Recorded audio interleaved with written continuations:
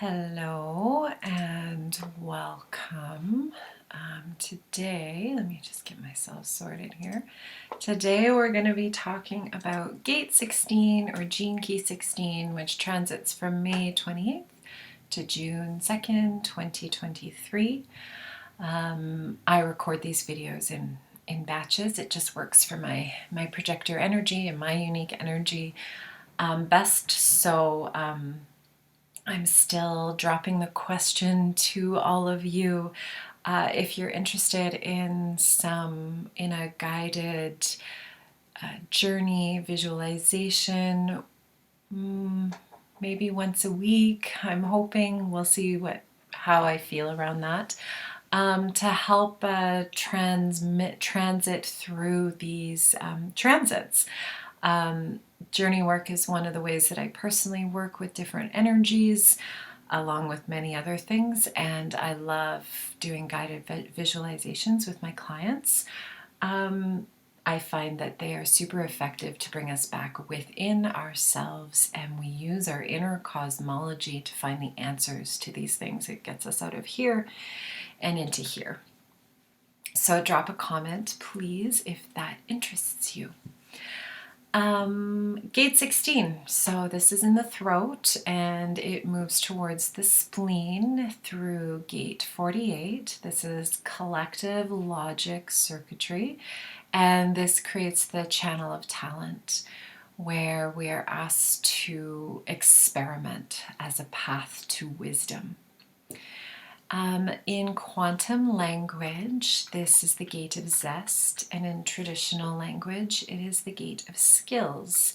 And in the I Ching, it is what is known as the hexagram of enthusiasm or delight, depending on the commentary that you read. The I Ching talks about this in a way that there is delight in preparation, and with enthusiasm must also come discipline, where we excitedly prepare. So often preparation comes with a seriousness, and the I Ching here is talking about preparing with delight, with excitement, with knowing that something is coming, or something is coming, some newness. So the transit is highlighting an opportunity to learn how to temper your enthusiasm and make sure that you are prepared enough for whatever it is you are trying to create. And tempering may not be the right word. I like how the I Ching describes this, that it's balance, like you're preparing and you're excited, and it's a balanced preparation with excitement. People who have this gate can be quite contagious in their zest. My partner has this gate, and he definitely can get very enthusiastic about things, which I love. It can give me a lot of energy to do what it is that I gotta do.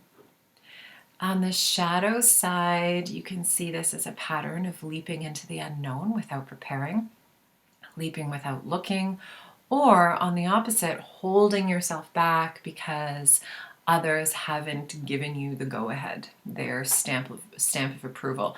Remember, this gate links up with gate 48,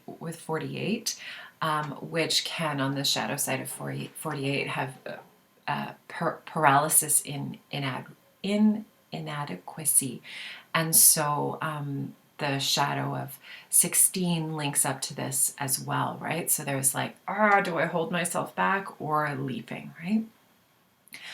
On the integrated expression of this, you'll find the courage to leap into action. And while you do that, you inspire others to act, even if you don't know all the details. And trusting your own intuition that the timing is right and you are ready, even if you don't know how it's going to unfold. that you have this inner sense of just knowing that the timing is right and you're going to have faith in the outcome. As I move through these videos over this year,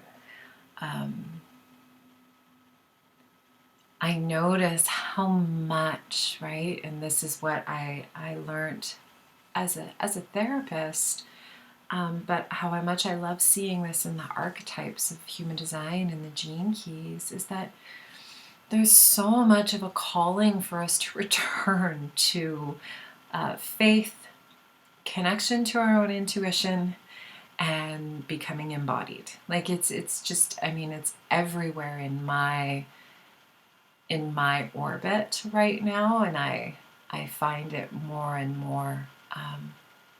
It's coming up more and more, which I think is really great. Right? It brings us back to a connection of self, connection to earth, connection to intuition, heart connection. So the gene key name for this, Richard Rudd calls magical genius, which I love. And the shadow is indifference. And the gift is versatility, and the city is mastery. So indifference is apathy, lack of concern for things, or lack of interest. Richard Rudd has this quote, which I didn't write down as I'm looking at my notes, who said it, but I'm going to read it to you because I remember reading this in 2021. When a lot was going on here in Canada that was very hard to be in.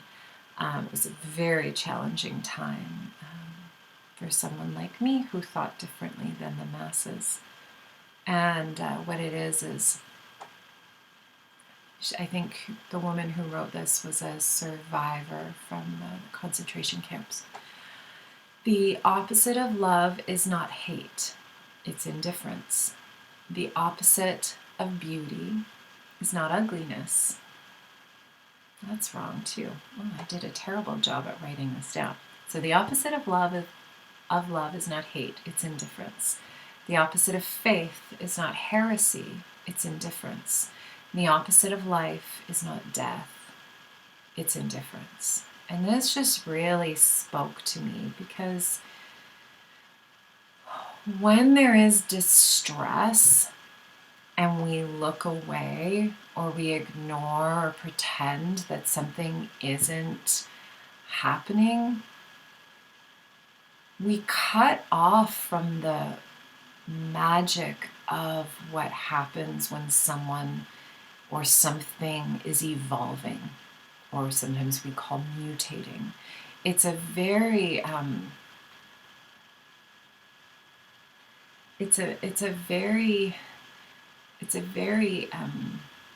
heavy energy that is deeply connected to failure, fear of failure, and it's deeply connected to a fear of being different. Because what could happen if you are different? So it's easier to ignore, be indifferent to your own suffering or the suffering of others. We'll see this happen in ways that Richard Rudd describes as gullibility, so where people buy into the propaganda of the collective narrative, in this belief that safety lies without in someone else, and that fosters weakness and vulnerability to a place where it disconnects and disavows people from authentic emotional vulnerability and leaves us vulnerable to us cutting off from the essence of who we are. This shadow also plays out in self-delusion, where we hide fear in an obsession by trying to create structure in your mind, trying to reason something away. So the journey to this gift, I really reflected on this one. In the I Ching commentary that I have, I remember reading somewhere, I don't remember which hexagram it's in, but that the Tao says that to flow with life does not mean that you don't right a wrong. There are laws that govern this existence, spiritual laws, right? Not human laws. And free will and cause and effect are two of those laws. And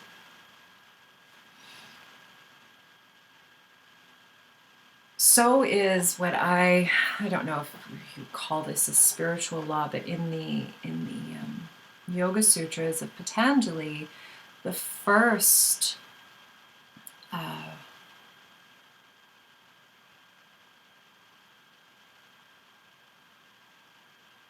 yama, which is observance, the first yama is ahimsa, to do no harm. And I interpret this personally as do no harm to others and do no harm to self. Now, we need to be ourselves, and that could cause harm in someone because they have something to work through. But when I say do no harm, I mean like don't take away fundamental rights from people, don't beat people, don't hurt people, don't abuse people in these types of ways. And so when we stand for something, when we choose to no longer be pulled into fear propaganda, when we stand for something that is very important to us because we see something that is not right and we choose not to be indifferent about this, we begin we add to the flow of life. We help balance life. We are in the Tao when we do that. And indifference happens because as a collective, we don't see ourselves as a part of the whole. We see ourselves as separate. All of the narrative in the last, I don't know, as long as I've been alive, it's changing now, has been that we are separate from the earth, that we are separate from each other, that we need to fight each other for something. We don't see ourselves as one. And so that has us reading something terrible on some type of media that's outside of ourselves, that we're watching, and we see that as separate, as us.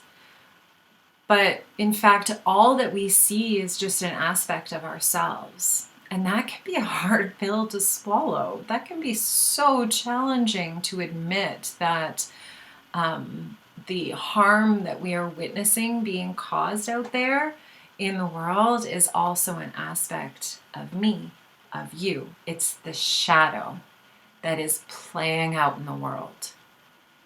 And we are co-creators, co-collaborators in the world that we are in. And this is why I do these videos, because I truly believe that when we can look at our own shadow and really look at ourselves, like I was gullible until 2020. I was indifferent to what was happening in the world. And that's what shook me out of that, right? Because I realized that I can't live this way, right? And then you have to look at what's playing out is I helped create that. And so that's why when we turn within and we look at those shadows, and it's humbling to do that, we help shift the collective narrative. We help shift what you see on the media, right? So when we do this, when we turn towards our shadows, we enter the gift of versatility. And in this gift, we're no longer pulled into fear propaganda. And we become this, there's a wholeness that occurs so that we can begin seeing that even in the skill that I learned as a therapist, the skill that I learned as a yoga teacher,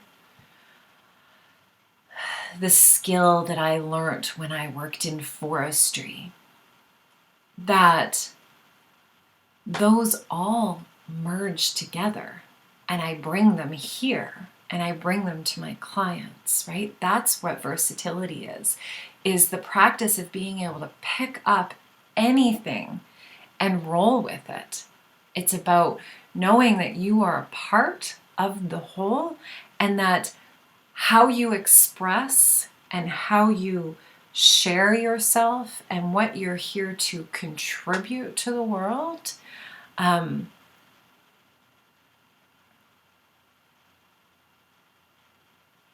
begins to keep you on a track of changing the rest of the world. I kind of went off on a tangent on this gate, so I'm just doubling in. So if we go back to the word zest, right? Zest in quantum language. This means that knowing that choosing not to be in indifference, but also knowing that I need to look within before taking action. I sat with myself long before doing any of these videos because I needed to process what was happening inside of me around the shadow of indifference, around the shadow of apathy. I was very apathetic to the world, right? I was indifferent to many different things. And it was because I was afraid of failing, or I was afraid of being different. I was afraid of caring too much. But then as I journeyed to the gift of versatility, I got very enthusiastic about what I learned, what I was learning.